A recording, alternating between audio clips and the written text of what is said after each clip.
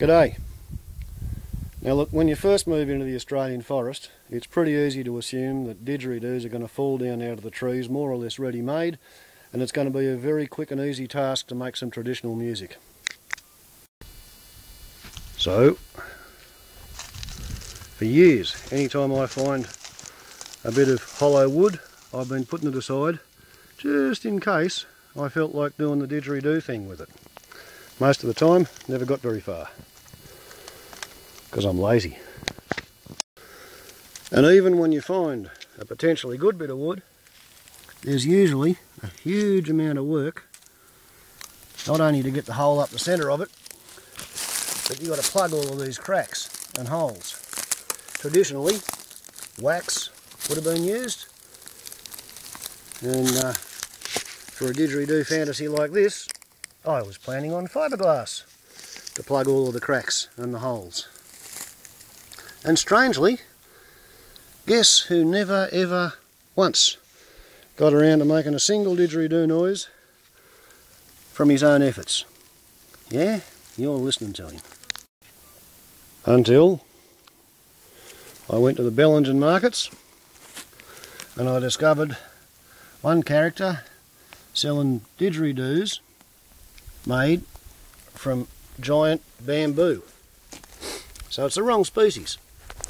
And most of the didgeridoos were round, but this one has been through a shingle splitter. So not only is it the wrong species, it's the wrong shape. It's got 4 flat sides, it's got 2 sharp edges, and it's got 2 blunt edges. And it just somehow seemed appropriate for a boomerang carver with not much black fella in him to have a didgeridoo that wasn't quite right.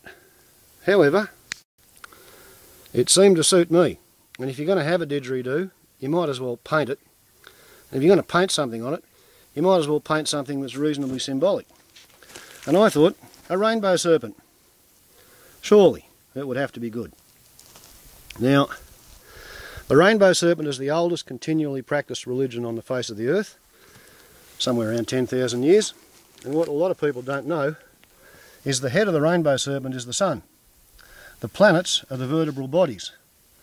And as the planets move around the sun, the vertebral bodies swim around the head, and you wind up with this 3-dimensional snake picture in your mind swimming through space. So we have Mercury and Venus, Earth, Moon, the asteroids, Mars with Phobos and Deimos, Jupiter, Saturn, Uranus, Neptune, Pluto, Charon, Pluto's moon, the Oort-Cloud, and then, right up here, we have Nemesis, the dark star, which orbits right out past the Oort-Cloud, and once every 11 million years, Nemesis comes close. The gravity from Nemesis destabilises the Oort-Cloud, and we get this shower of comets, which comes rushing down into the inner solar system. And I'm pretty sure that may be what the Mayans are talking about as being on the schedule for September 2012. But anyway, there we have the bamboo didgeridoo with a rainbow serpent painted on it. Now let's see if I can make it sound right. Okay, now I don't do cyclic breathing, but let's just see what we get.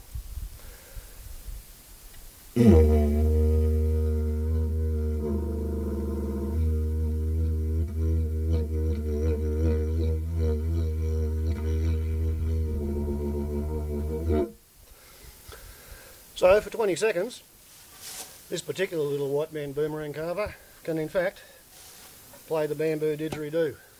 Yeah? And that's pretty much its story.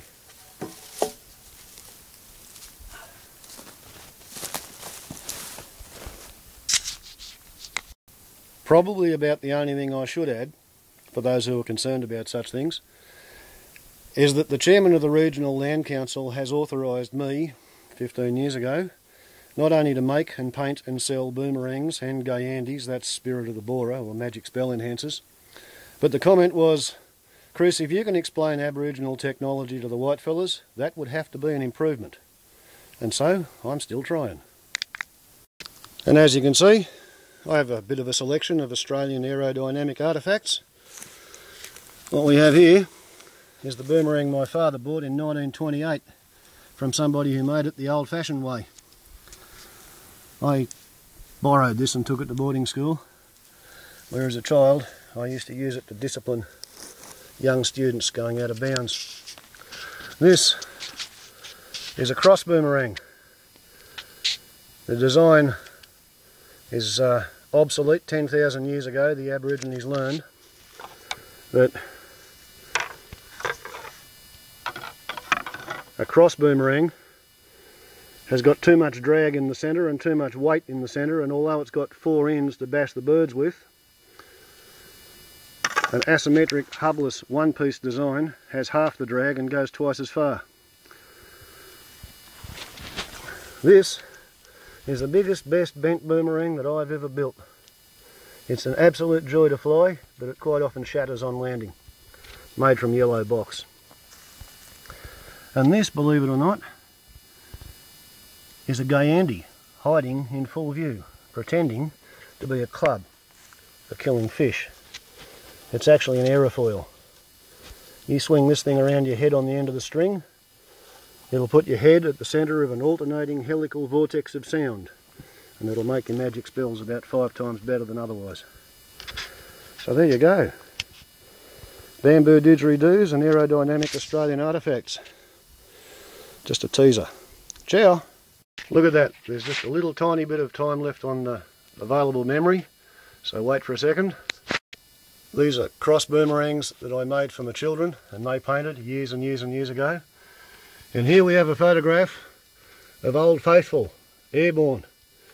You really want an exercise? Throw a boomerang with one hand, pick up your camera and photograph it with the other. And there you see that even sheep, 3 sheep out of 4, are smart enough to watch a boomerang when it flies. Auto-rotating rotary wing sailplanes, gyroscopically guided and stabilised and controlled by an interplay of gyroscopic and aerodynamic forces. They really are something else. So it's always been something of a mystery to me how Captain Cook could show up here in a wooden boat with square canvas sails, watch an Aborigine hunting ducks with an auto-rotating rotary wing sailplane, and Captain Cook thought, oh, how primitive, what a bunch of barbarians, let's claim this country for England, nobody important lives here. So, maybe you alls had better think about that. Is Nemesis about to destabilise the Oort-Cloud? Were the Aborigines even more right than the Mayans?